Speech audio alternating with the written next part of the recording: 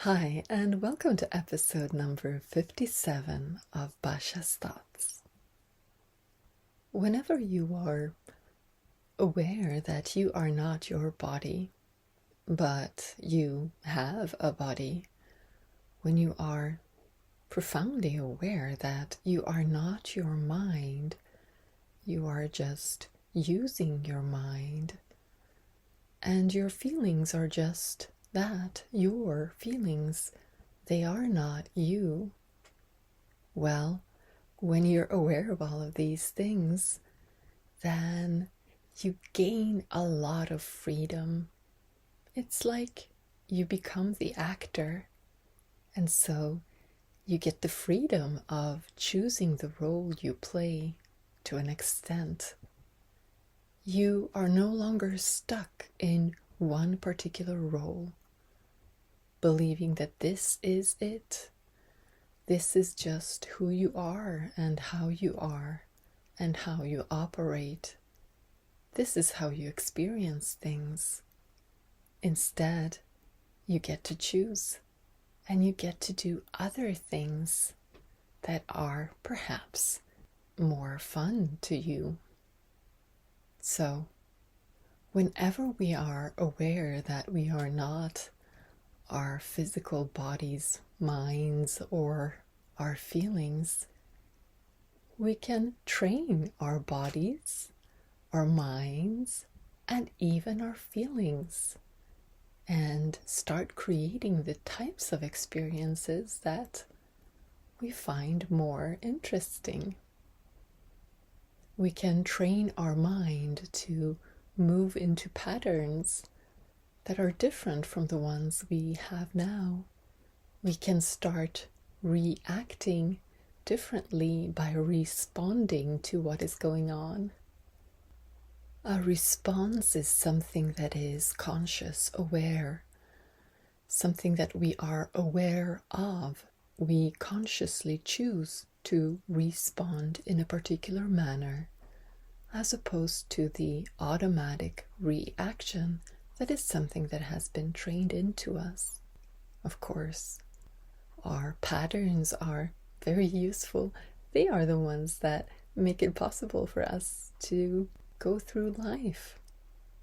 But some of them are not exactly doing what perhaps the conscious part of us would actually like to feel and experience. Often we are trained in our society to feel guilty or feel bad, feel ashamed. We are trained to move into our mind and think a lot, judge, not just discern, but actually judge and engage our feelings. All of these patterns are ones that remove us from the present moment and move us into the hypothetical mind and create patterns that create suffering inside of us and violence towards ourselves. And then we tend to express that violence outwardly as well. Judgment leads to that.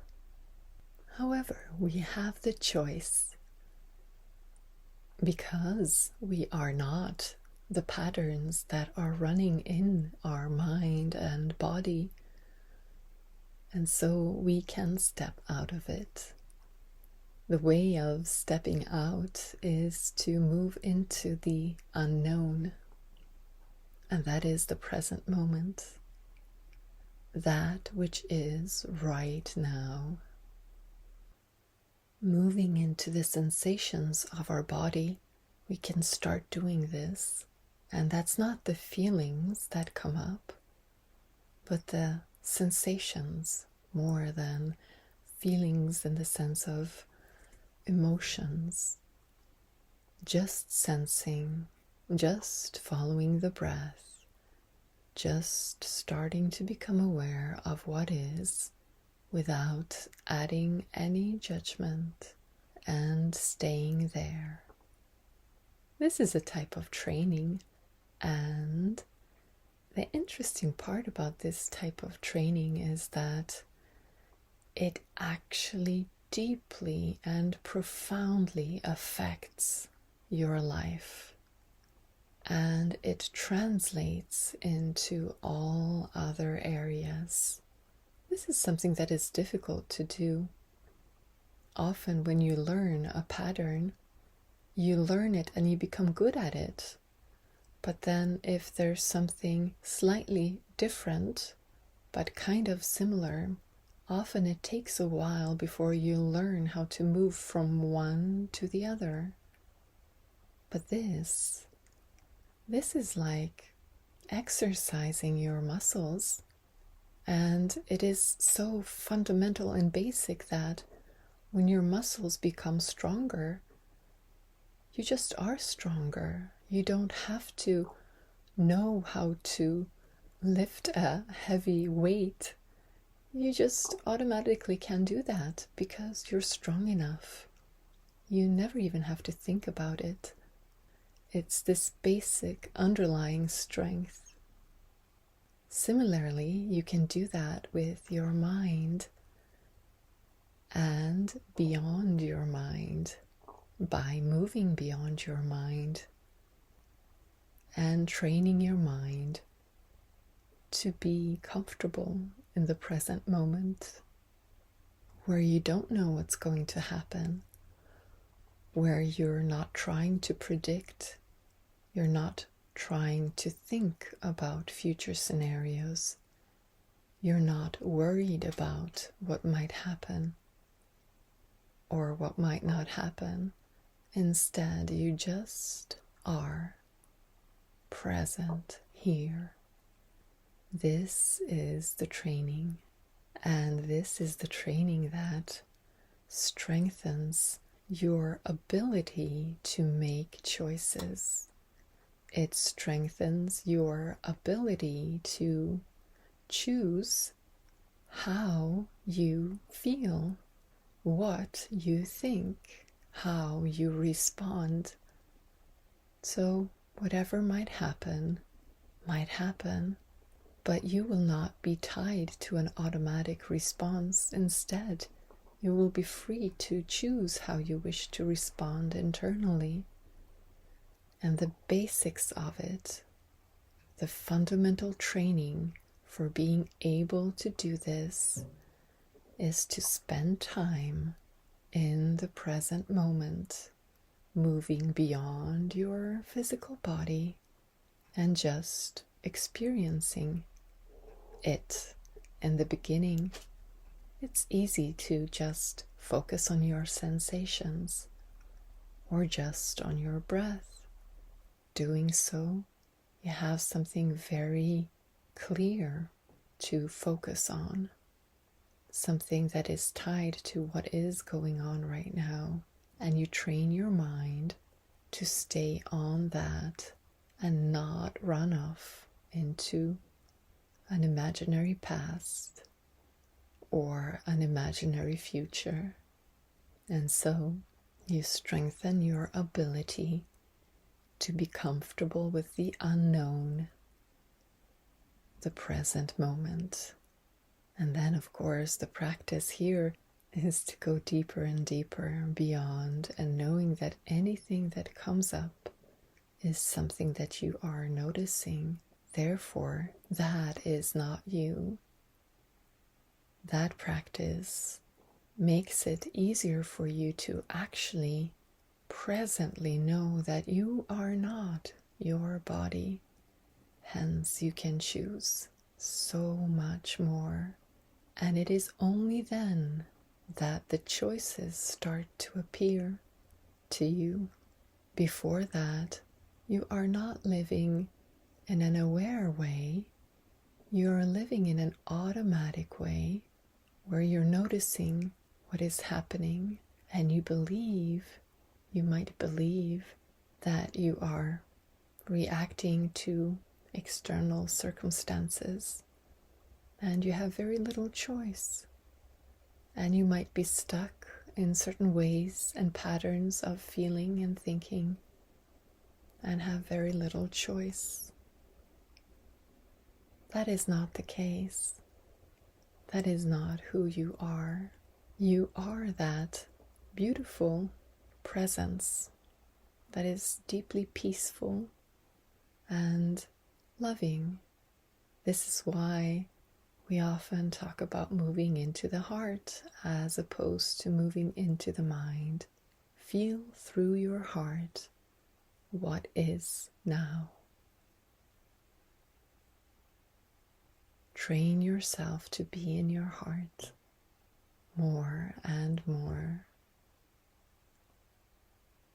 and it will automatically start reflecting in your life. I recently heard about a scientist who studies attention, and she was telling how she was experimenting with soldiers who were going to go on a mission. So before being sent out, they would practice meditation, mindfulness meditation. Basically being present and paying attention to what is without engaging in it and identifying with it. Just noticing that you're thinking, even just calling it out, saying thought, feeling, thought, sensation, feeling. Just this easy type of meditation. And they were doing this for 15 minutes a day. And all the soldiers were doing this, the ones that were going to be sent off. They did it for a couple of weeks, I think. Not sure if it was 4 to 8 weeks. And among these soldiers, there was a group that kind of had to do it, but they weren't really doing it. They were just sitting there, and they had these ideas that this is just very silly and it's not going to help in any way. And why are they even forced to do this? Anyways, they were sent off. And as they were sent off, they noticed that these other soldiers who had been doing this practice and had actually been focusing on that practice, strangely enough, were able to sleep through the night, were able to go through all of these terrible experiences that they were all going through as they were at war somewhere. Whereas these persons who had not meditated seemed to have a more difficult time dealing with everything. And so they actually started meditating there.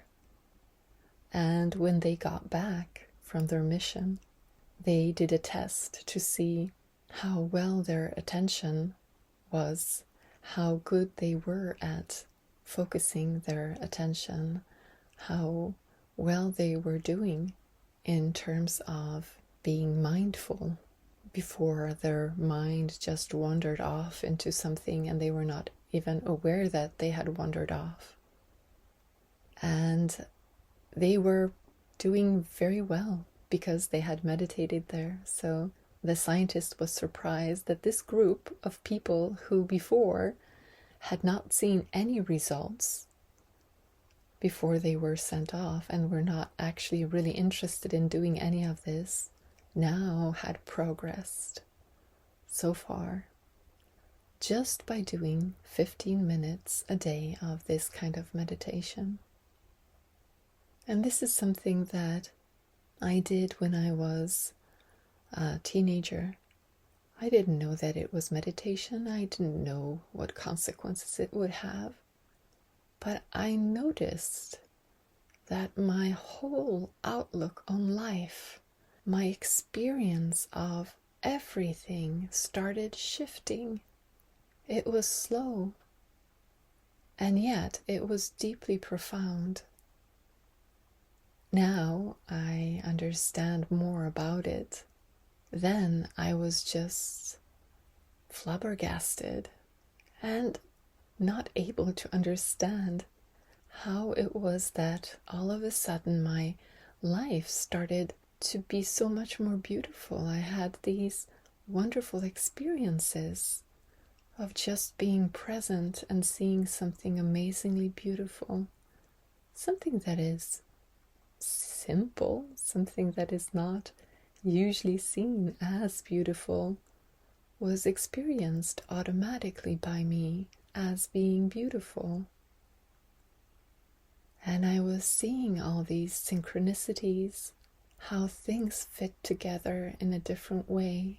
And I was noticing that I could choose so much more. I could choose my response. All of this just sort of happened, but in my case, it took months before I noticed any results. Maybe because I didn't know what I would be looking for. And the first results I might have seen as some random event and not actually the meditation affecting me. So this is a powerful tool that can bring us closer to a more beautiful life for ourselves. And it can bring us freedom to choose the roles we play, as opposed to being forced to automatically react to our lives. As we are able to relax into the present moment, we tend to relax a lot of tensions that we had before. And then when tensions come up, we become aware that they are coming up more easily than if we don't have this practice or this habit of paying attention what is going on. And then we also notice how different feelings and emotions tense up parts of our bodies. We become aware that guilt feels physically bad inside of us. We become aware what parts of us feel bad, tense. Shame feels bad.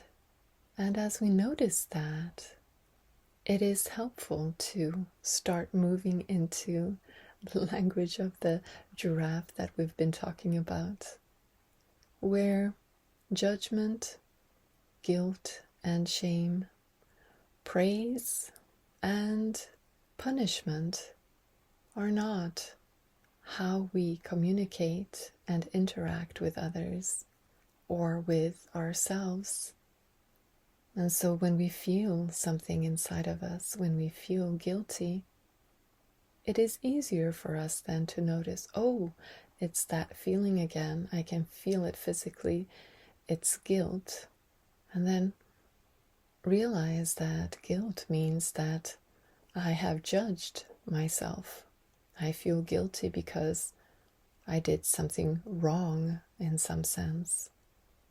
And then we can ask, well, what was it actually that I was feeling in that moment that led to this judgment and this tense feeling inside of me? And often we will find that there's something we were not able to achieve. Perhaps we were not able to be as caring as we wanted to. We did not fulfill our need to care. And this is what we actually want. Maybe I really want to be a caring person, and in that particular moment I was not able to get in touch with that part of me. And when I see that, then often when we see this, we can start to relax. And the guilt starts to relax. It's a way of providing ourselves with empathy, a way of removing ourselves from the violence, the violent way of interacting internally with ourselves, our mind, our body, our feelings, our ideas. And as we do this, we will often notice that we relax, especially if we have this practice of paying attention what is going on presently. We will notice that as we feel, wow, this is the need that was not met inside of me. I had a need to care, or it might have been something else, and I was not able to meet it. That is something that feels beautiful because we focus on the need of caring, and so we focus on caring, on wanting to care, and we remove the judgment that falls away.